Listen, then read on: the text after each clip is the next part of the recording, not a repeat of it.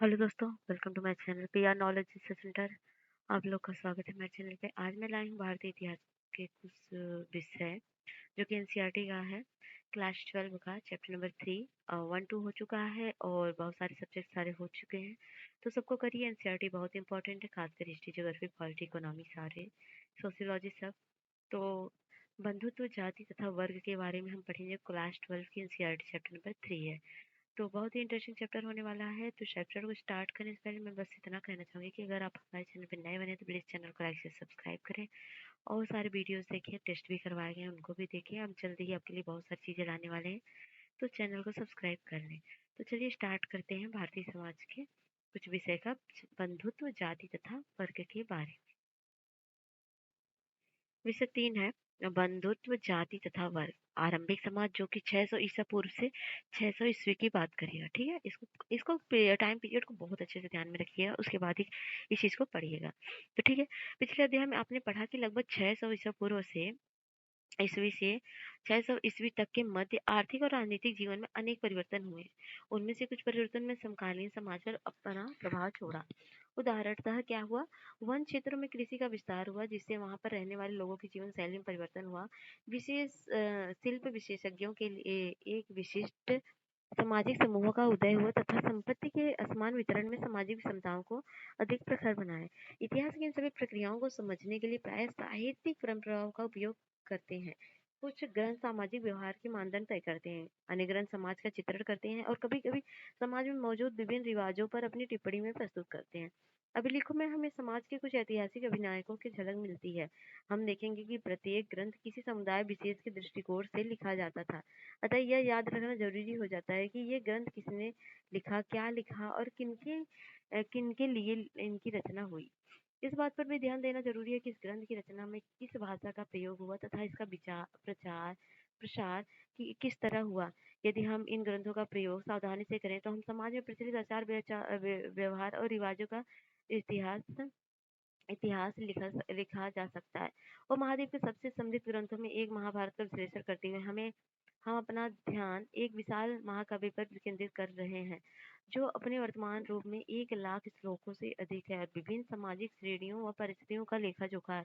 इस ग्रंथ की रचना 1000 वर्ष तक होती रही और इसमें निहित कुछ कथाएं जो इस काल में पहले भी प्रचलित थी। महाभारत के मुख्य दो परिवारों के बीच हुए युद्ध के चित्रण है। इस ग्रंथ के कुछ भाग विभिन्न सामाजिक समुदायों के आचार व्यवहार के मानदंड तय करते हैं। यदा-कदा इस ग्रंथ के मुख्य पात्र इन सामाजिक मानदंडों का अनुसरण करते हुए दिखाई पड़ते हैं।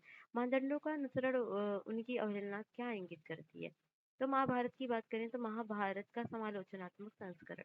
तो 1919 में प्रसिद्ध संस्कृत विद्वान वी.एस. सुकथांकर के नेतृत्व में एक अत्यंत महत्वाकांक्षी परियोजना की शुरुआत हुई। अनेक विद्वानों के ने मिलकर महाभारत का समालोचनात्मक संस्करण तैयार करने का जिम्मा उठाया। इससे जुड़े क्या क्या कार्य थे? आरंभ में देश के विभिन्न भागों में विभिन्न लिपियों में लिखी गई महाभारत की संस्कृत पांडुलिपियों को एकत्र किया गया।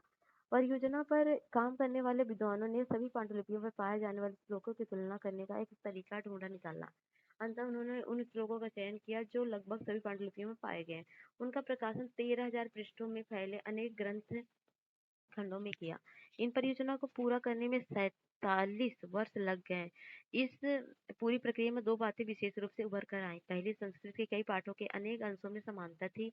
यह इस बात से ही स्पष्ट होता है कि समूचे महाद्वीप में उत्तर में कश्मीर और नेपाल से लेकर दक्षिण में केरल और तमिलनाडु तक सभी पांडुलिपियों में यह समानता देखने में आई। दूसरी बात तो स्पष्ट हुई कि यह थी कि कुछ शताब्दियों के दौरान हुए महाभारत के प्रेषक में अनेक क्षेत्रीय प्रभेद भी उभर कर सामने आए। इस प्रभेदों का संकलन मुख्य पाठ की पाद टिप्पणियों और परिशिष्ट के रूप में किया गया। 13,000 पृष्ठों में से आधे से भी अधिक इन प्रभेदों का ब्यौरा देते हैं। एक तरह से देखा जाए तो प्रभेद उन गूढ़ प्रक्रियाओं की द्योतक हैं जिन्होंने प्रभावशाली परंपराओं और रचीले स्थानीय विचार और आचार के बीच संवाद कायम करके सामाजिक इतिहास को रूप दिया था। यह संवाद द्वंद्व और मैतव्य दोनों को ही चित्रित करते हैं। इस सभी प्रक्रियाओं के बारे में हमारी समझ मुख्यतः उन ग्रंथों पर आधारित है जो संस्कृत में ब्राह्मणों द्वारा उन्हीं के लिए लिखे गए। 19वीं और 20वीं शताब्दी में इतिहासकारों ने पहली बार सामाजिक इतिहास के मुद्दों का अनुसरण करते समय इन ग्रंथों को सतही और तौर पर समझा। उनका विश्वास था कि इन ग्रंथों में जो कुछ भी लिखा गया है वास्तव में उसी तरह से उसे व्यवहार में लाया जाता होगा। कालांतर में विद्वानों ने पाली, प्राकृत और तमिल ग्रंथों के माध्यम से इन परंपराओं का अध्ययन किया। इन अध्ययनों से स्पष्ट हुआ कि आदर्श मूलक संस्कृत ग्रंथ आमतौर से आधिकारिक माने जाते थे, किंतु इन आदर्शों को प्रश्नवाचक दृष्टि से भी देखा जाता था और यदा-कदा उनकी अवहेलना की जाती थी। जब हम इतिहासकार द्वारा सामाजिक इतिहासों के पुनर्निर्माण की व्याख्या करते हैं, तब हमें इस बात को ध्यान में रखना होगा। बंधुता एवं विवाह अनेक नियम और व्यवहार की विसंगतताएं परिवारों के बारे में जान के हम बहुधा पारिवारिक जीवन को सहज ही स्वीकार कर लेते हैं, किंतु आपने देखा होगा कि सभी परिवार एक जैसे नहीं होते हैं। पारिवारिक जनों को गिनती एक दूसरे से उनका रिश्ता और उनके क्रियाकलापों में भी भिन्नता होती है। कई बार एक ही परिवार के लोग भोजन और संसाधन का आपस में मिलकर इस्तेमाल करते हैं, एक साथ रहते हैं और काम करते हैं, अनुष्ठानों को साथ ही संपादित करते हैं। परिवार एक बड़े समूह का हिस्सा होता है जिनमें हम संबंधी कहते हैं। तकनीकी भाषा का इस्तेमाल करें तो संबंधियों में जाति समूह कह सकते हैं। पारिवारिक रिश्ते नैसर्गिक और रक्त संबंध माने जाते हैं, किंतु इन संबंधों पर परिभाषा अलग अलग तरीके से की जाती है। कुछ समाजों में भाई बहन जिसे खून का रिश्ता माना जाता है, तो किंतु अन्य समाज ऐसा नहीं मानते हैं।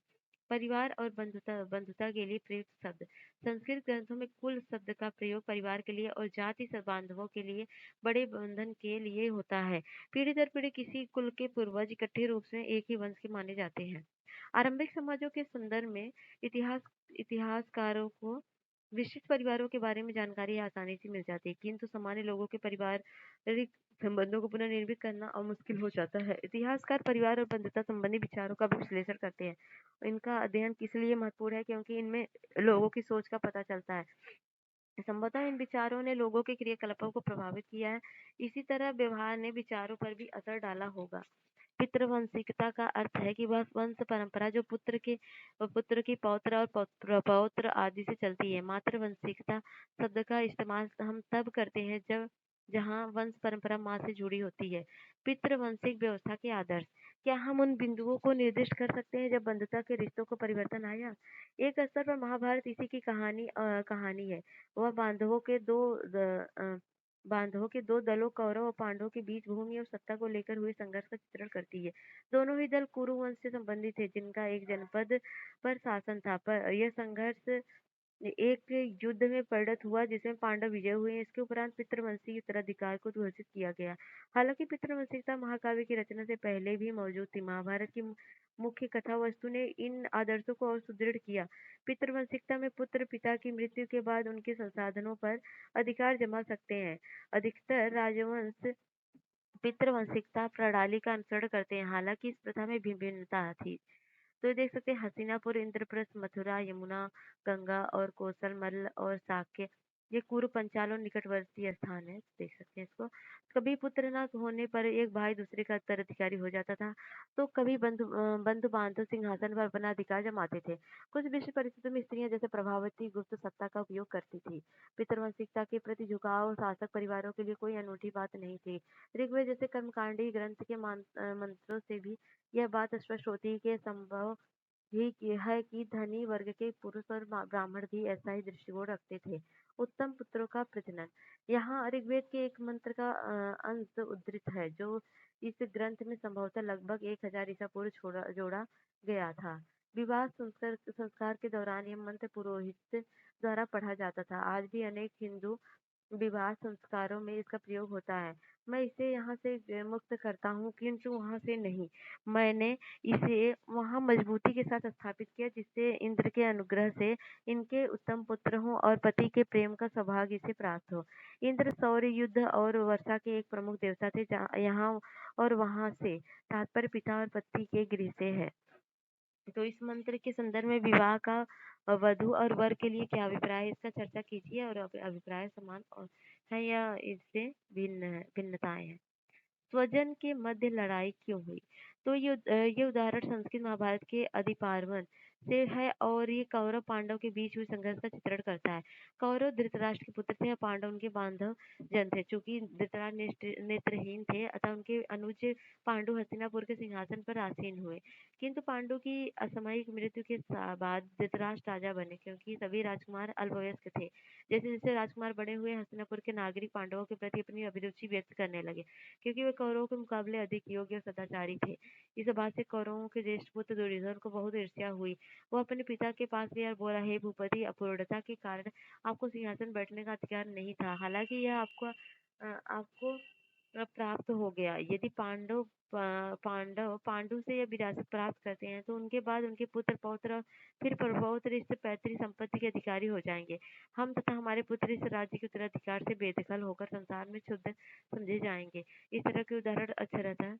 सत्य न भी हो तो भी वे इस बात का अनुमान करा देते हैं कि जिन लोगों ने यह ग्रंथ लिखा है वे क्या सोचते थे। कभी कभी जैसे यहाँ प्रकरणों में परस्पर विरोधी विचार मिलते हैं।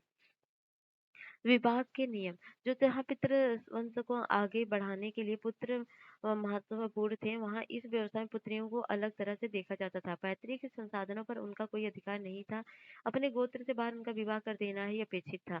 इस प्रथा को बहिर्विवाह पद्धति कहते हैं और इसका तात्पर्य यह था कि ऊंची प्रतिष्ठा वाले परिवार की कम उम्र की कन्याओं और स्त्रियों का जीवन बहुत सावधानी से नियमित किया जाता था, जिससे उचित समय और व्यक्ति से उनका विवाह किया जा सके। इसका प्रभाव यह हुआ कि कन्यादान अर्थात विवाह में कन्या की भेंट को पिता का महत्वपूर्ण धार्मिक कर्तव्य माना गया। एक नए नगरों के उद्भव से सामाजिक जीवन अधिक जटिल हुआ, जहाँ पर निकट और दूर से आकर लोग मिलते थे और वस्तुओं की खरीद फरोख्त के साथ ही इस नगरीय परिवेश में विचारों का भी आदान प्रदान होता था। संभवतः इस वजह से आरंभिक विश्वासों और व्यवहारों पर प्रश्न लगाए गए। इस चुनौतियों के जवाब में ब्राह्मणों ने समाज के लिए विस्तृत आचार संहिताएं तैयार की। ब्राह्मणों को इन आचार संहिताओं का विशेष पालन करना होता था, किंतु बाकी समाज को भी इनका अनुस्मरण करना पड़ता था। लगभग 500 ईसा पूर्व इन मानदंडों का संकलन धर्मसूत्र और धर्मशास्त्र नामक संस्कृत ग्रंथों में किया गया। इसे सबसे महत्वपूर्ण मनुस्मृति थी, जिसका संकलन लगभग 200 ईसा पूर्व से 200 ईस्वी के बीच हुआ। विवाह के प्रकार क्या थे? अंतर्विवाह में वैवाहिक संबंध समूह के मध्य ही होते थे। यह समूह का एक गोत्र, कुल अथवा एक जाति या कीर एक ही स्थान पर बसने वालों का हो सकता है। बहिर्विवाह गोत्र से बाहर विवाह करने को कहते हैं। बहुपत्नी प्रथा एक पुरुष की अनेक पत्नियां होने की सामाजिक परिपाटी थी है और बहुपति प्रथा एक स्त्री से अनेक पति होने की पद्धति है। तो ठीक है, अगला देखेंगे हम। विवाह के 8 प्रकार होते हैं। हम मनुस्मृति से पहली पहली और चौथी, पांचवी और छठवीं विवाह पद्धति का उदाहरण दिया जा रहा है। पहली है कन्या का दान। बहुमूल्य वस्त्रों और अलंकारों से विभूषित कर उसे वेदज्ञ वर को दान दिया जाए, जिसे पिता ने स्वयं आमंत्रित किया हो। और दूसरा पहली और चौथी है पिता वर वधु युगल को यह कहकर संबोधित करते हैं कि तुम साथ मिलकर अपने दायित्वों का पालन करो। तत्पश्चात वह वर का सम्मान कर उन्हें कन्या का दान करता है। पांचवी वर को वधु की प्राप्ति तब होती है जब वह अपनी क्षमता व इच्छा अनुसार उनके बांधवों को और स्वयं वधु को यथेष्ट धन प्रदान करता है। छठी, स्त्री और पुरुष के बीच अपनी इच्छा से संयोग, जिसकी उत्पत्ति काम से है। इनमें से प्रत्येक विवाह पद्धति में चर्चा कीजिए और विवाह का निर्णय किसके द्वारा लिया गया है, ये देख सकते हैं। तो हालांकि इन ग्रंथों के ब्राह्मण लेखकों का मानना था कि उनका दृष्टिकोण सार्वभौमिक है और उनके बनाए नियमों का सबके द्वारा पालन होना चाहिए, किंतु वास्तविक सामाजिक संबंध कहीं अधिक जटिल थे। इस बात को भी ध्यान रखना जरूरी है कि उपमहाद्वीप में फैली क्षेत्रीय विभिन्नता और संचार की बाधाओं की वजह से ही ब्राह्मणों का प्रभाव सार्वभौमिक कदापि नहीं था। दिलचस्प बात यह थी कि धर्मसूत्र और धर्मशास्त्र विवाह के 8 प्रकारों को अपनी स्वीकृति देते हैं। इनमें से पहले 4 उत्तम माने जाते थे और बाकियों को निंदित माना गया। संभव है कि विवाह पद्धति उन लोगों में प्रचलित थी जो ब्राह्मणी नियमों को अस्वीकार करते थे। स्त्री का गोत्र, एक ब्राह्मणी पद्धति जो लगभग 1000 ईसा पूर्व के बाद से प्रचलन में आई, वह लोगों को गोत्र में वर्गीकरण करने की थी। प्रत्येक गोत्र एक वैदिक ऋषि के नाम पर होता था। उस गोत्र के सदस्य ऋषि के वंशज माने जाते थे। गोत्रों के 2 नियम महत्वपूर्ण थे। विवाह के पश्चात स्त्रियों को पिता के स्थान पर पति के गोत्र का माना जाता था तथा एक ही गोत्र के सदस्य आपस में विवाह संबंध नहीं रख सकते थे।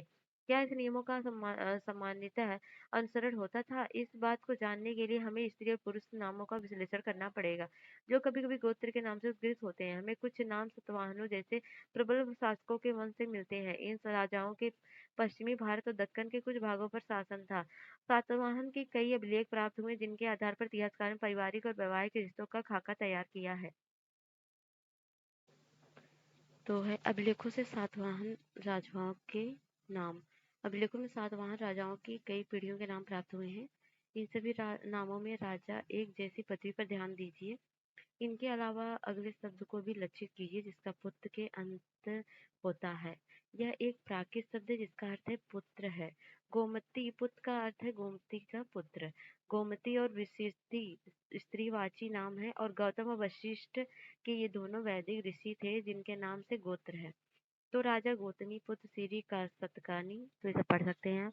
तो एक सतवाहन राजा तथा उसकी पत्नी सातवाहन राजाओं की आकृतियां बहुधा उन गुफाओं की भित्तियों पर उत्कीर्ण की जाती थी जिन्हें बौद्ध भिक्षुओं को दान में दिया जाता था। यह मूर्ति लगभग दूसरी शताब्दी ईसा पूर्व पूर्व की है। उपनिषद में मातृनाम। तो बृहदारण्यक उपनिषद में जो आरंभिक उपनिषदों में से एक है, आचार्यों और शिष्यों की उत्तरोत्तर पीढ़ियों की सूची मिलती है जिसमें कई लोगों को उनके मित्र नामों से निर्दिष्ट किया गया था। माता की सलाह। महाभारत में उल्लेख की मिलता है कि जब कौरव और पांडवों के बीच युद्ध अवश्यंभावी हो गया था तो गांधारी ने अपने ज्येष्ठ पुत्र दुर्योधन को युद्ध न करने की विनती की। शांति की संधि करके तुम अपने पिता मेरा तथा अपने शुभेच्छुकों का सम्मान करोगे। विवेकी पुरुष जो अपनी इंद्रियों पर नियंत्रण रखता है वही अपने राज्य की रखवाली करता है। लालच और क्रोध आदमी को लाभ से दूर खदेड़ कर ले जाते हैं। इन दोनों शत्रुओं को पराजित कर राजा समस्त पृथ्वी को जीत सकता है। हे पुत्र, तुम विवेकी और वीर पांडवों के साथ आनंद इस पृथ्वी का भोग करोगे। युद्ध में कुछ भी शुभ नहीं होता, ना धर्म और अर्थ की प्राप्ति होती है और ना ही प्रसन्नता की। युद्ध के अंत में सफलता मिले या भी जरूरी नहीं। अपने मन को युद्ध में लिप्त मत करो। तो दुर्योधन ने माँ की सलाह नहीं मानी और युद्ध में लड़ा और हार गया। कुछ सातवाहन राजा बहुपत्नी प्रथा को मानने वाले थे। सातवाहन राजाओं से विवाह करने वाली रानियों के नामों का विश्लेषण इस तथ्य की ओर इंगित करता है कि उनके नाम गौतम तथा वशिष्ठ गोत्रों से उद्भूत थे जो उनके पिता के गोत्र थे। इससे प्रतीत होता है कि विवाह के बाद भी अपने पति कुल के गोत्र को ग्रहण करने की अपेक्षा जैसा ब्राह्मणी अवस्था में अपेक्षित था, उन्होंने पिता का गोत्र नाम ही कायम रखा। यह भी पता चलता है कि कुछ रानियां एक ही गोत्र से थी। तो यह तथ्य बहिर्विवाह पद्धति के नियमों के विरुद्ध था। वस्तुतः यह उदाहरण एक वैकल्पिक प्रथा अंतर विवाह पद्धति अर्थात बंधुआ में विवाह संबंध को दर्शाता है जिसका प्रचलन दक्षिण भारत के कई समुदायों में भी बांधवों मतलब ममेरे चचेरे इत्यादि भाई बहन के साथ जोड़े गए विवाह संबंधों की वजह से एक सुसंगठित समुदाय उभर पाता है। संभवतः उपमहाद्वीप के और भागों में अन्य विविधताएं भी मौजूद थी किंतु उनके विशिष्ट ब्यौरों को पुनर्निर्मित करना संभव नहीं हो पाया है। क्या माताएं महत्वपूर्ण थी? तो हमने पढ़ा सातवाहन राजाओं को उनके मातृनाम से चिन्हित किया जाता था। इससे यह प्रतीत होता है कि माताएं महत्वपूर्ण थी किंतु किसी भी निष्कर्ष पर पहुंचने से पहले हमें बहुत सावधानी बरतनी होगी। सातवाहन राजाओं के संदर्भ में हमें यह ज्ञात है कि सिंहासन का उत्तराधिकार पितृवंशिक होता था। तो यह एक युद्ध का दृश्य है। यह महाभारत के दृश्यों के सबसे प्राचीन मूर्ति चित्रणों में से एक है। यह मिट्टी की मूर्ति अहिच्छत्र के एक मंदिर की दीवार पर उत्कीर्ण है जो लगभग 5वीं शताब्दी ईस्वी की है। सामाजिक विषमताओं की बात करते हैं। वर्ण व्यवस्था के दायरे में और उसके परे। तो संभवतः आप जाति शब्द से परिचित होंगे जो एक सोपानात्मक सामाजिक वर्गीकरण को दर्शाता है। धर्मसूत्रों और धर्मशास्त्रों में एक आदर्श व्यवस्था का उल्लेख किया गया था। ब्राह्मणों का यह मानना था कि यह व्यवस्था जिसमें स्वयं उन्हें पहला दर्जा प्राप्त है एक दैवीय व्यवस्था है। शूद्रों और अस्पृश्यों को सबसे निचले स्तर पर रखा जाता था। इस व्यवस्था में दर्जा संभवतः जन्म के अनुसार निर्धारित माना जाता था। उचित जीविका धर्म सूत्रों और धर्म शास्त्रों में चारों वर्गों के लिए आदर्श जीविका से जुड़े कई नियम मिलते हैं। ब्राह्मणों का कार्य अध्ययन, वेदों की शिक्षा, यज्ञ करना और करवाना था तथा उनका काम दान देना, दान देना लेना, क्षत्रियों का कर्म युद्ध करना, लोगों को सुरक्षा प्रदान करना, न्याय करना, वेद पढ़ना, यज्ञ करवाना और दान दक्षिणा देना था। अंतिम तीन कार्य वैश्यों के लिए भी था। साथ ही उनसे कृषि, गौ पालन और व्यापार का कर्म भी अपेक्षित था। शूद्रों के लिए मात्र एक ही जीविका थी, तीनों उच्च वर्णों की सेवा करना। इन नियमों का पालन करवाने के लिए ब्राह्मणों ने दो तीन नीतियां अपनाई। एक, जैसा कि हमने अभी पढ़ा, यह बताया गया कि वर्ण व्यवस्था की उत्पत्ति एक दैवीय व्यवस्था है। दूसरा, वे शासकों को यह उपदेश देते थे कि वे इस व्यवस्था के नियमों का अपने राज्य में अनुसरण करें। तीसरे, उन्होंने लोगों को यह विश्वास दिलाने का प्रयत्न किया कि उनकी प्रतिष्ठा जन्म पर आधारित है, किंतु ऐसा करना आसान बात नहीं थी। अतः इन मानदंडों को बहुधा महाभारत जैसे अनेक ग्रंथों में वर्णित कहानियों के द्वारा बल प्रदान किया जाता था। एक दैवीय व्यवस्था। अपनी मान्यता को प्रमाणित करने के लिए ब्राह्मण बहुधा ऋग्वेद के पुरुष सूक्त मंत्र को उद्धृत करते थे, जो आदि मानव पुरुष की बलि का चित्रण करता है। जगत के सभी तत्व जिनमें चारों वर्ण शामिल हैं, इस पुरुष के शरीर से उपजे थे। ब्राह्मण उनका मुँह था, उनकी भुजाओं से छतरी निर्मित हुए, वैश्य उनकी जंघा से और उनके पैर से शूद्र की उत्पत्ति हुई। उचित सामाजिक कर्तव्य क्या था? महाभारत के आदि पर्वन में एक कहानी उद्धृत है, जिनमें एक बार ब्राह्मण द्रोण के पास, जो कुरु वंश के राजकुमारों को धन और विद्या की शिक्षा देते थे, एकलव्य नामक वनवासी निषाद आया। द्रोण ने तो जो धर्म समझते थे, उसे शिष्य के रूप में स्वीकार करने से मना कर दिया। एकलव्य ने वन में लौटकर मिट्टी से द्रोण की प्रतिमा बनाई और उन्होंने उनको गुरु मानकर अपना मतलब तीर चलाने का अभ्यास किया। ये कहानी तो आप सुने ही होंगे, तो क्या इसमें मैं बताऊं? तो क्षत्रिय राजा क्या थे? शास्त्रों के अनुसार केवल क्षत्रिय राजा हो सकते थे, किंतु अनेक महत्वपूर्ण राजवंशों की उत्पत्ति उन अन्य वर्णों से भी हुई थी। मौर्य वंश, जिसने एक विशाल साम्राज्य पर शासन किया, उसके उद्भव पर गर्मजोशी से बहस होती रही। बाद के बौद्ध ग्रंथों में इंगित किया गया कि वे क्षत्रिय थे, किंतु ब्राह्मणी शास्त्र उन्हें निम्न कुल का मानते थे। शुंग और कण्व, जो मौर्यों के उत्तराधिकार थे, ब्राह्मण थे। वस्तुतः राजनीतिक सत्ता का उपभोग हर वह व्यक्ति कर सकता था जो समर्थन और संसाधन जुटा सके। राजा तो क्षत्रिय कुल में जन्म लेने पर शायद ही निर्भर करता था। अन्य शासकों को, जैसे शक, जो मध्य एशिया के से भारत आए ब्राह्मण, मलेच्छ, बर्बर अथवा अन्य देशी मानते थे, किंतु संस्कृत के संभवतः आरंभिक अभिलेखों में से एक में प्रसिद्ध शक राजा रुद्रदामन द्वारा सुदर्शन सरोवर के जीर्णोद्धार का वर्णन मिलता है। इससे यह ज्ञात होता है कि शक्तिशाली मलेच्छ सांस्कृतिक परिपाटी से अवगत थे।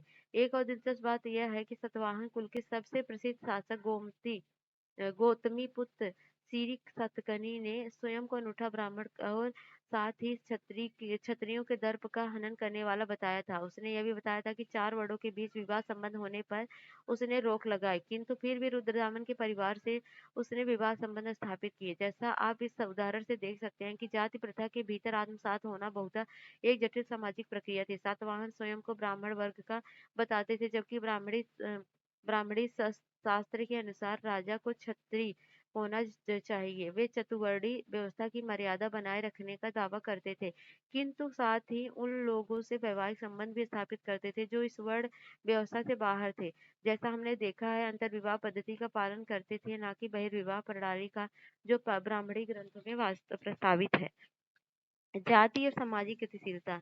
ये जटिलताएं समाज के वर्गीकरण के लिए शास्त्रों में प्रयुक्त एक और शब्द जाति से भी स्पष्ट होती है। ब्राह्मणी सिद्धांत में वर्ण की तरह जाति भी जन्म पर आधारित थी, किंतु वर्ण जहाँ मात्र चार थे, वहीं जातियों की कोई निश्चित संख्या नहीं थी। वस्तुतः जहाँ कहीं भी ब्राह्मणी व्यवस्था का नए समुदाय में आमना सामना हुआ, उदाहरणतः जंगल में रहने वाले निषाद, फिर व्यवसायिक वर्ग जैसे सुवर्णकार, जिन्हें चार वर्णों वाली व्यवस्था में समाहित करना संभव नहीं था, उनका जाति में वर्गीकरण कर दिया गया।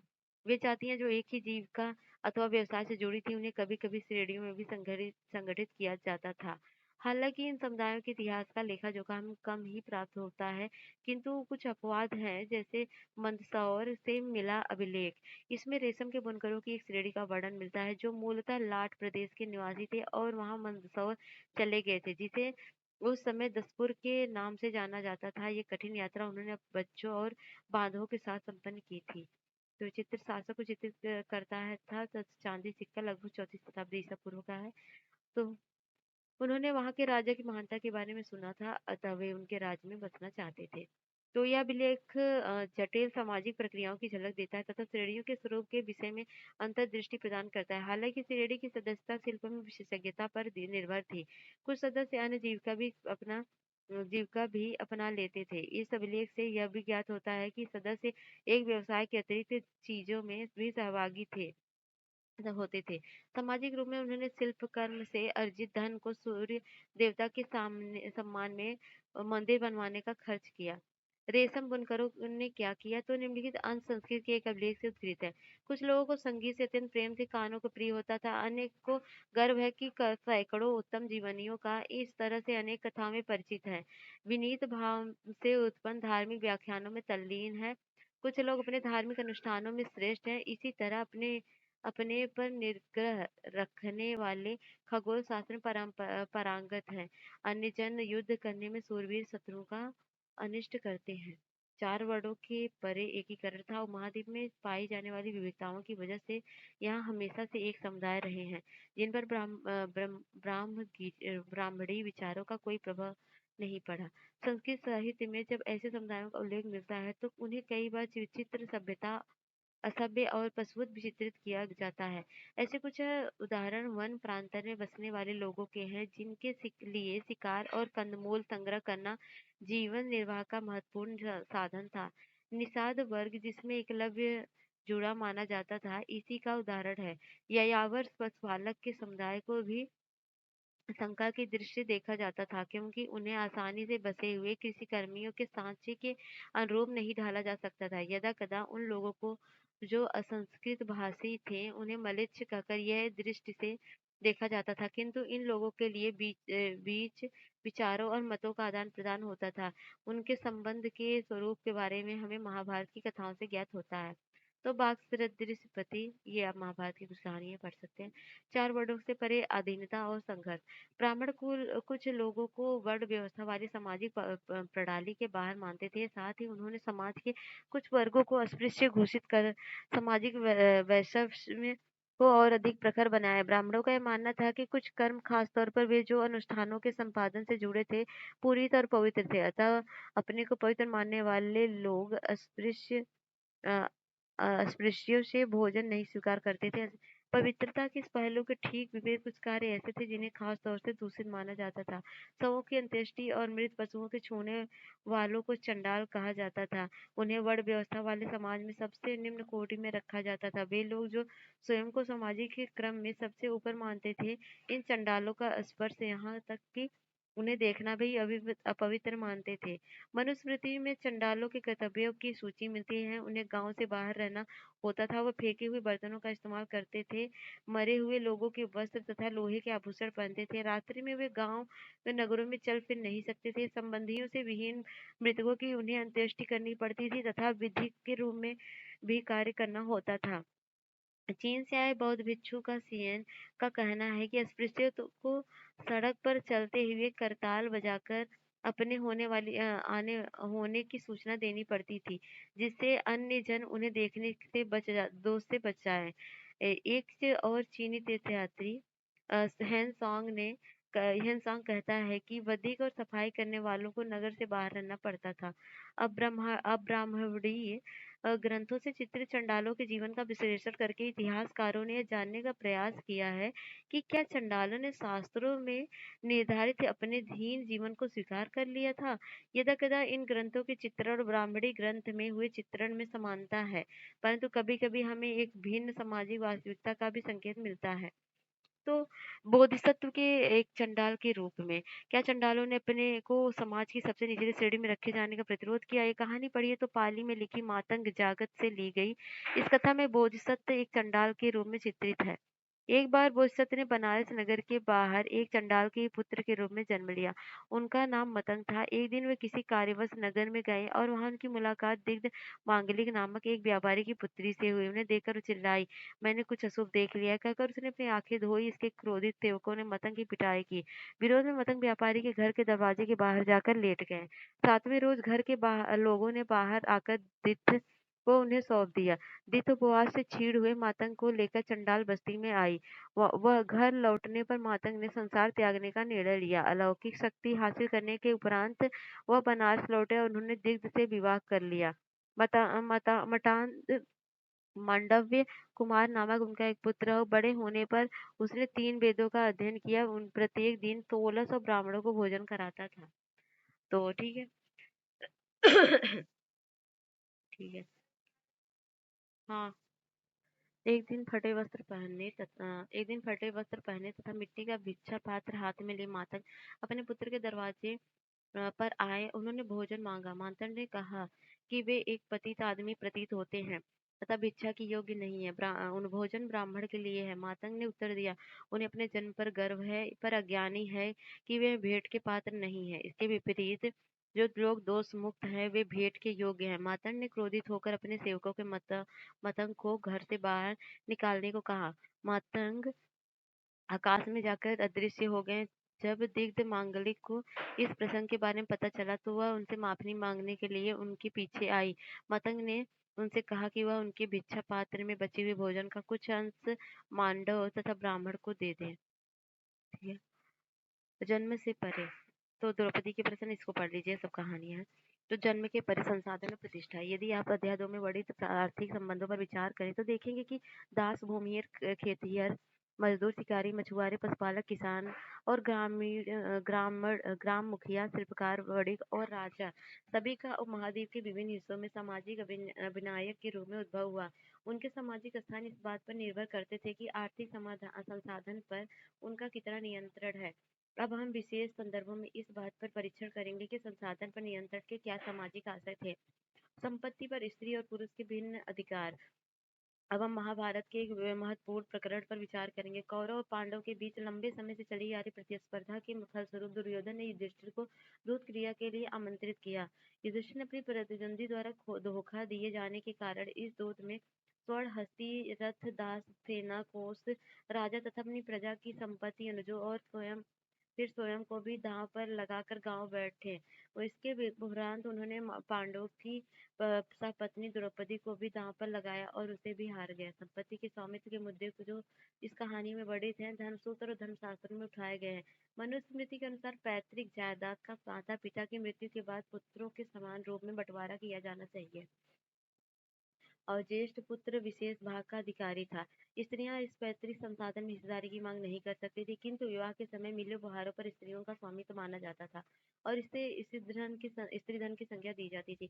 इस संपत्ति को उनकी संतान विरासत के रूप में प्राप्त कर सकती थी और इस पर उनके पति का कोई अधिकार नहीं होता था। किंतु मनुस्मृति स्त्रियों को पति की आज्ञा के विरुद्ध पारिवारिक संपत्ति अथवा स्वयं अपने बहुमूल्य धन के गुप्त संचय के विरुद्ध भी चेतावनी देती है।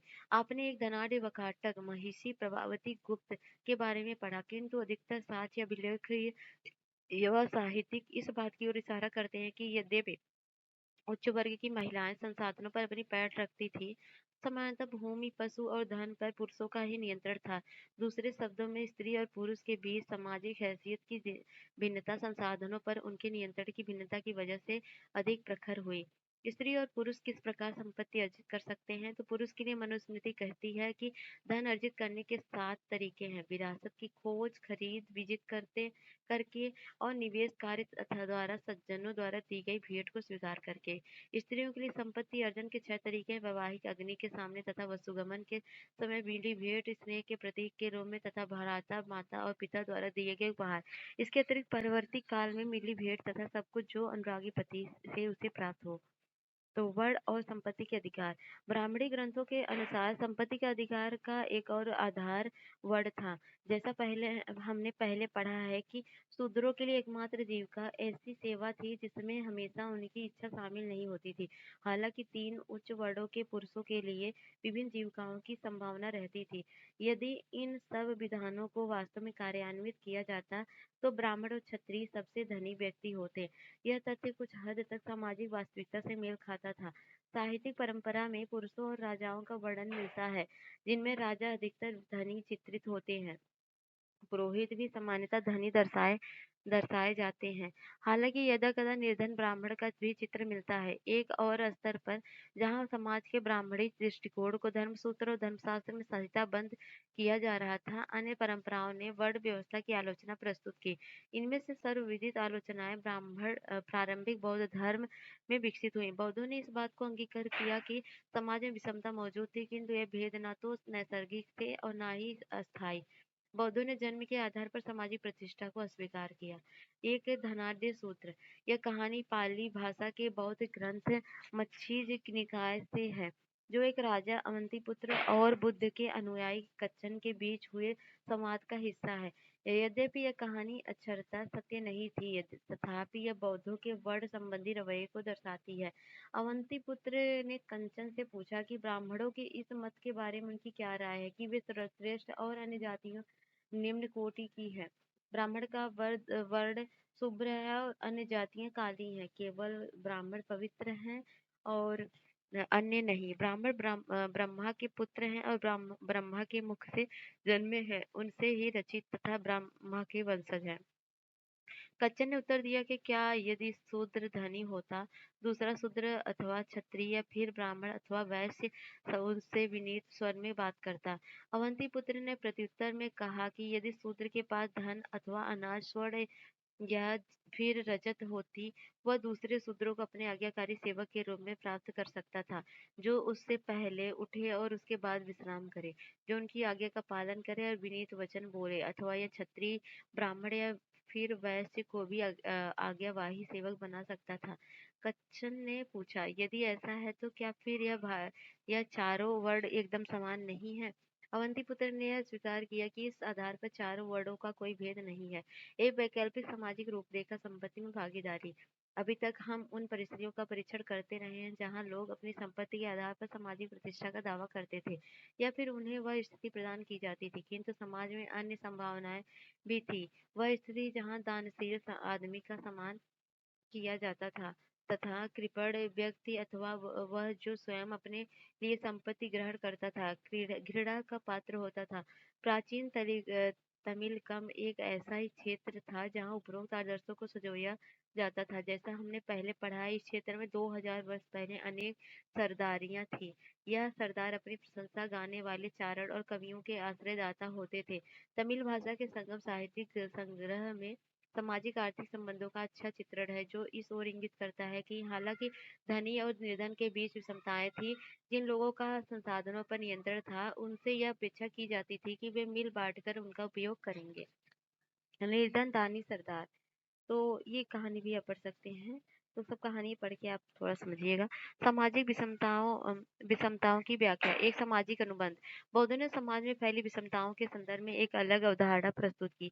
साथ ही समाज में फैले अंतर विरोधों को नियमित करने के लिए जिन संस्थाओं की आवश्यकता थी, उन पर भी अपना दृष्टिकोण सामने रखा।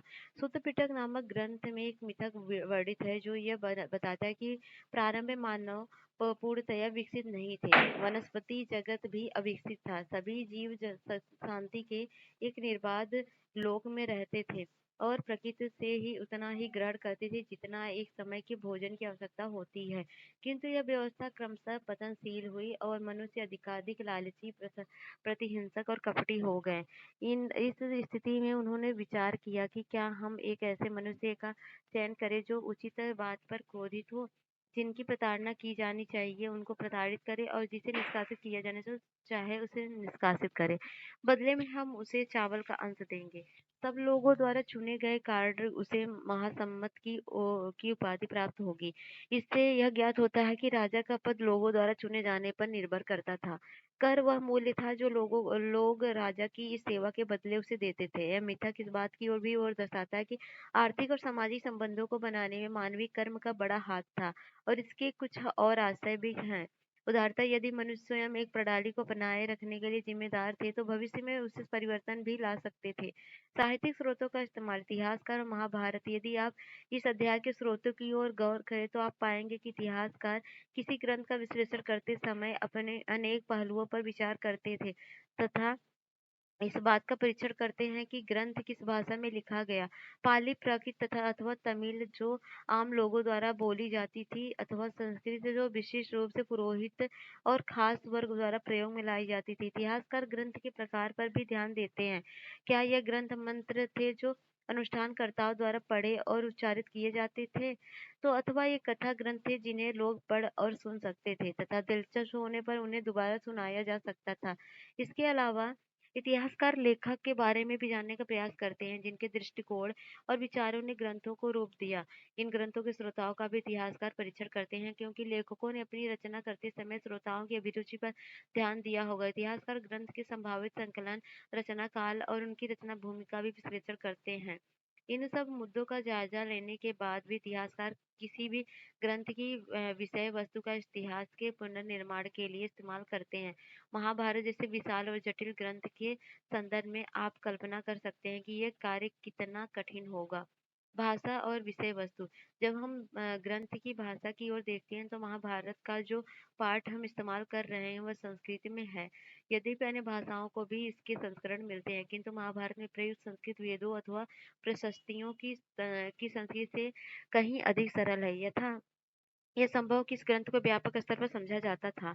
इतिहासकार इस ग्रंथ को विषय वस्तु की दो प्रमुख शीर्षकों आख्यान अथवा उपदेशात्मक के अंतर्गत रखते हैं। आख्यान में कहानियों का संग्रह और उपदेशात्मक में भाग में सामाजिक आचार विचार के मानदंडों का चित्रण है, किंतु यह विभाजन पूरी तरह से अपने एकांकी नहीं है। उपदेशात्मक अंशों में भी कहानियां होती हैं और बहुधा आख्यानों में समाज के लिए सबक निहित रहता है। अधिकतर इतिहासकार इस बात पर एकमत हैं कि महाभारत वस्तुतः एक भाग में नाटकीय कथानक था, जिसमें उपदेशात्मक अंश बाद में जोड़े गए। तो ठीक है, ये चित्र आप देख सके श्री कृष्ण और अर्जुन का। आरंभिक संस्कृत परंपरा महाभारत को इतिहास की श्रेणी में रखा गया। इस शब्द का अर्थ है कि ऐसा ही था। क्या महाभारत में सचमुच में हुए किसी युद्ध का स्मरण किया जा रहा था? इस बारे में हम निश्चित रूप से कुछ नहीं कर सकते। कुछ इतिहासकार का मानना है कि स्वजनों के बीच हुए युद्ध की स्मृति महाभारत का मुख्य कथानक है। अन्य इस बात की ओर इंगित करते हैं कि हमें युद्ध की पुष्टि किसी और साक्ष्य नहीं होती। लेखक और तिथियां, यह ग्रंथ किसने लिखा? इस प्रश्न के कई उत्तर हैं। संभवतः मूल कथा के रचयिता भाट सारथी ने, जिन्हें सूत कहा जाता है, क्षत्रिय योद्धाओं के साथ युद्ध क्षेत्र में जाते थे और उनकी विजय उपलब्धियों के बारे में कविताएं लिखते थे। इन रचनाओं का प्रेषण मौखिक रूप से होता था। 5वीं शताब्दी ईसा पूर्व ब्राह्मणों ने इस कथा परंपरा पर अपना अधिकार कर लिया और इसे लिखा। यह वह काल था जब कुरु और पंचाल, जिनके इर्द गिर्द महाभारत की कथा घूमती है, मात्र सरदारी के राजतंत्र के रूप में उभर रहे थे। क्या नए राजा अपने इतिहास को अधिक नियमित रूप से लिखना चाहते थे? यह भी संभव है कि नए राजाओं की स्थापना के समय होने वाली उथल-पुथल के कारण पुराने सामाजिक मूल्यों के स्थान पर नवीन मानदंडीय स्थापना हुई, जिनका इस कहानी के कुछ भागों में वर्णन मिलता है। लगभग 200 ईसा पूर्व से 200 ईस्वी के बीच हम इस ग्रंथ के रचना काल का एक और चरण देखते हैं। वह यह वह समय था जब विष्णु देवता की आराधना प्रभावी हो रही थी तथा कृष्ण को, जो इस महाकाव्य के महत्वपूर्ण नायकों में से हैं, उन्हें विष्णु का रूप बताया जा रहा था। कालांतर में 200 से 400 ईस्वी के बीच मनुस्मृति से मिलते जुलते कुछ उपदेशात्मक प्रकरण महाभारत में जोड़े गए।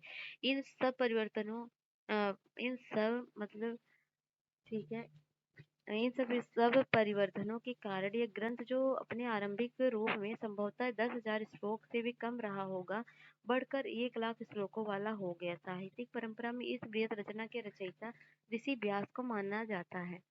तो सादृश्यता की खोज, महाभारत में अन्य किसी भी प्रमुख महाकाव्य की भांति युद्धों, वनों, राजमहलों और बस्तियों का अत्यंत जीवंत चित्रण है। 1951 और 52 में पुरातत्ववेत्ता बीबी लाल ने मेरठ जिले के हस्तिनापुर नामक एक गांव में उत्खनन किया। क्या यह गांव महाकाव्य में वर्णित हस्तिनापुर था? हालांकि नामों की समानता मात्र एक संयोग हो सकता है, किंतु गंगा के ऊपरी दोआब वाले क्षेत्र में इस पुरा स्थल का होना, जहाँ कुछ राज्य भी स्थित था, इस ओर इंगित करता है कि यह पूरा स्थल कुरुओं की राजधानी हस्तिनापुर हो सकती थी, जिनका उल्लेख महाभारत में आता है। बीबी लाल को यहाँ आबादी के 5 स्तरों के साक्ष्य मिले थे, जिनमें से वे दूसरा और तीसरा स्तर हमारे विश्लेषण के लिए महत्वपूर्ण है। दूसरे स्तर पर मिलने वाले घरों के बारे में लाल कहते हैं कि जिस सीमित क्षेत्र का उत्खनन हुआ, वहां से आवास गृहों की कोई निश्चित परियोजना नहीं मिलती है, किंतु मिट्टी की बनी दीवारों और कच्ची मिट्टी की ईंट अवश्य मिलती है। सरकंडे की छाप वाले मिट्टी के पलस्तर की खोज इस बात की ओर इशारा करती है कि कुछ घरों की दीवारें सरकंडों की बनी थी, जिन पर मिट्टी का पलस्तर चढ़ा दिया जाता था। तीसरी के लिए लाल कहते हैं। तृतीय काल के घर कच्ची और कुछ पक्की ईंटों के मिले थे। इनमें शोषक घट के ईंटों के नाले गंदे पानी के निकास के लिए इस्तेमाल किए जाते थे तथा वलय कूपों का इस्तेमाल कुओं और मल की निकासी वाले गर्तों दोनों ही रूपों में किया जाता था। तो हस्तिनापुर की ये तो आप देख सकते हैं महाभारत के अधीन पर्व में इस नगर का चित्र इस प्रकार मिलता है। नगर जो समुद्र की भांति भरा हुआ था, सैकड़ों प्रसादों से संकुचित था। इसके सिंहद्वार, तोरण और कंगूरे सघन बादलों की तरह घुमड़ रहे थे। यह इंद्र की नगरी के समान शोभायमान था। क्या नगर यह चित्रण महाकाव्य के मुख्य कथानक में बाद में जोड़ दिया गया, जब इस क्षेत्र में नगरों का विकास हुआ, अथवा यह मात्र कवियों की कल्पना की उड़ान थी, जिसकी अन्य किसी भी साक्ष्य के साथ तुलना कर उसे प्रमाणित नहीं किया जा सकता। एक और उदाहरण पर गौर कीजिए। महाभारत की सबसे चुनौतीपूर्ण उपकथा द्रौपदी से पांडवों के विवाह की है। यह बहुपति विवाह का उदाहरण है, जो महाभारत की कथा का अंतिम अभिन्न अंग है। यदि हम महाकाव्य के इस अंश का विश्लेषण करें, तो यह विदित होता है कि लेखक ने विभिन्न तरीकों से इसका स्पष्टीकरण देने का प्रयास किया है। तो ये द्रौपदी का विवाह है। पंचाल नरेश द्रुपद ने एक स्वयंवर का आयोजन किया, जिसमें यह शर्त रखी गई कि धनुष की चाप चढ़ाकर निशाने पर तीर मारा जाए। विजेता उनकी पुत्री द्रौपदी से विवाह करने के लिए चुना जाएगा। अर्जुन ने यह प्रतियोगिता जीती और द्रौपदी से वरमाला पहनाई। पांडव उसे लेकर अपनी माता कुंती के पास गए और कुंती ने बिना दिखे उन्हें लाई गई वस्तु को आपस में बांटने को कहा। जब कुंती ने द्रौपदी को देखा तो अपनी भूल का एहसास हुआ, किंतु उनकी आगे का अवहेलना नहीं की जा सकती थी। बहुत सोच विचार के बाद युधिष्ठिर ने यह निर्णय लिया कि द्रौपदी पांचों पांडवों की पत्नी होगी। जब द्रुपद को यह बताया गया तो उन्होंने इसका विरोध किया, किंतु ऋषि व्यास ने उन्हें इस तथ्य से अवगत कराया कि पांडव वास्तव में इंद्र के अवतार थे और उनकी पत्नी ने ही द्रौपदी के रूप में जन्म लिया था। अतः नियति ने ही उन सबका साथ निश्चित कर दिया था।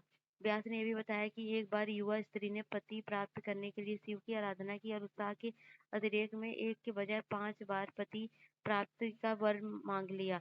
इसी स्त्री ने द्रौपदी के रूप में जन्म लिया तथा शिव ने उनकी प्रार्थना को परिपूर्ण किया। इस कहानियों से संतुष्ट होकर द्रुपद ने इस विवाह को अपनी सहमति प्रदान कर दी। वर्तमान इतिहासकार का सुझाव है कि लेखक को बहुपति विवाह संबंध का चित्रण इस बात की ओर इंगित करता है कि यह संभवतः यह प्रथा शासकों के विशिष्ट वर्ग में किसी काल में मौजूद थी, किंतु साथ ही इस प्रकरण विभिन्न स्पष्टीकरण इस बात को भी व्यंजित करते हैं कि समय के साथ बहुपति प्रथा और ब्राह्मणों में अमान्य हो गई और जिन्होंने कई शताब्दियों के दौरान इस ग्रंथ को पुनर्निर्मित किया। कुछ इतिहासकार इस तथ्य की ओर तथ्य की ओर भी ध्यान दिलाते हैं कि यद्यपि ब्राह्मणों की दृष्टि से बहुपति प्रथा अमान्य और अवांछनीय थी, एक हिमालय क्षेत्र में प्रचलन में थी।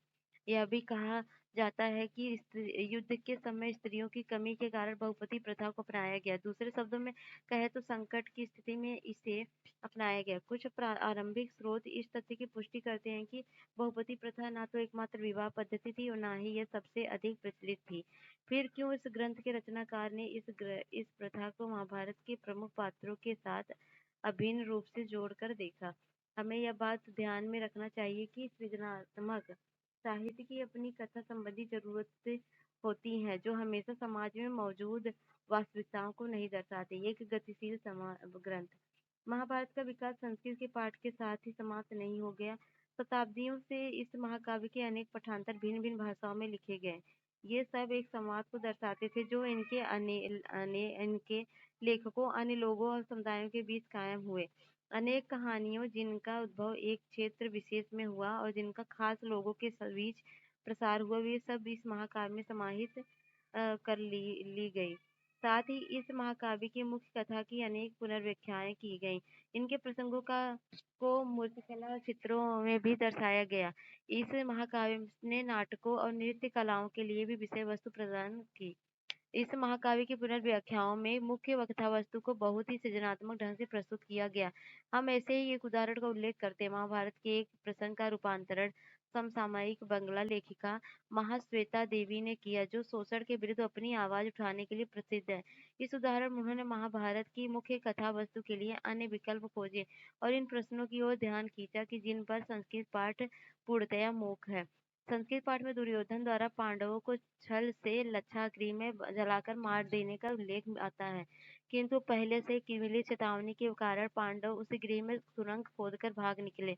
उस समय कुंती एक भोज आयोजन करती हैं, जिनमें ब्राह्मण आमंत्रित होते हैं, किंतु एक निषादी भी अपने 5 पुत्रों के साथ उसमें आता है। खा पीकर वे गहरी नींद में सो जाते हैं। पांडवों द्वारा लगाई गई आग में उसी लच्छागृह में भस्म हो जाते हैं। जब वह निषादी और उसके पुत्रों के जले सब मिलते हैं, तो लोग ये सोचते हैं कि पांडवों की मृत्यु हो गई।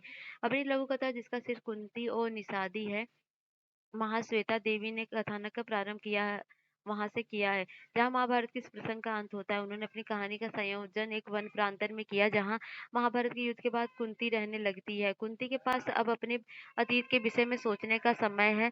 पृथ्वी, जो प्रकृति की प्रतीक है, उससे बातें करते हुए अपनी त्रुटियों को अंगीकार करती है। प्रतिदिन वह निषादों को देखती है, जो वन में लकड़ी, शहद, कंदमूल आदि एकत्रित करते हैं। एक निषादी बहुधा कुंती को पृथ्वी से बात करते हुए सुनती है। एक दिन वातावरण में कुछ था, जानवर जंगल छोड़कर भाग रहे थे। कुंती ने देखा कि निषादी उन्हें ताक रही है। जब उसने पूछा कि क्या उन्हें लच्छागृह की याद है, तो कुंती सकपका गई। उन्हें याद था, क्या उन्हें एक वृद्धा निषादी और उसके 5 पुत्र याद थे, और उनकी स्मृति थी। कुंती ने उन्हें मदिरा पिलाई थी, इतनी कि वे सब बेसुध हो गए, जबकि वह निषादी हो। उसने उत्तर दिया कि मरी हुई निषादी उनकी साथ ही वह बोली कि अपने अतीत पर विचार करते समय तुम्हें एक बार भी उन 6 निर्दोष लोगों की याद नहीं आई, जिन्हें प्राणों से हाथ धोना पड़ा क्योंकि तुम अपनी और अपने पुत्र की जान बचाना चाहती थी। जिस समय वे दोनों बातें कर रही थी, आग की लपटें करीब आ रही थी। निषादी तो अपने प्राण बचाकर निकल गई, किंतु कुंती जहाँ खड़ी थी वहीं रह गई। तो ये रहा एक कहानी। तो ये एक काल वर्ष है। तो साहित्यिक परंपराएं हैं, लगभग 500 ईसा पूर्व पाणिनि के अष्टाध्यायी संस्कृत व्याकरण, और 500 से 200 ईसा पूर्व प्रमुख धर्म सूत्र, याद कर लीजिए थोड़ा इसको। 500 से 100 आरंभी बौद्ध ग्रंथ त्रिपिटक, और 500 से 400 में रामायण महाभारत आया ईस्वी में, ईसा पूर्व से ईस्वी के बीच में। और 200 ईसा पूर्व में मनुस्मृति, तमिल संगम साहित्य की रचना संकलन, और 100 ईस्वी में चरक और सुश्रुत संहिता और आयुर्वेद के ग्रंथ, और 200 ईस्वी में पुराणों का संकलन, और 300 ईस्वी में भरत मुनि का नाट्य शास्त्र, और 300-600 में अन्य धर्म शास्त्र, और 400-500 में संस्कृत नाट्य, कालिदास के साहित्यिक और सहित खगोल व गणित शास्त्र पर आर्यभट्ट और वराहमिहिर के ग्रंथ। तो यह है। तो महाभारत के अध्ययन में बहुत कीर्तिमान है। 1919 से 66 में महाभारत की समालोचना और संघर्ष की परिकल्पना और प्रकाशन। 1973 में जे.एन.बी. वैन व्यूटेनियन द्वारा समालोचनात्मक संस्करण का अंग्रेजी अनुवाद आरंभ। 1978 में उनकी मृत्यु के बाद परियोजना अधूरी रह गई। तो एक क्वेश्चन आंसर है, इनको देने का प्रयत्न कीजिएगा। क्वेश्चन आंसर देना बहुत इंपॉर्टेंट है। तो चलिए, कैसा लगा लेक्चर बताइए। जरूर मिलते हैं नेक्स्ट वीडियो में नेक्स्ट। तब तक के लिए जय हिंद, जय भारत।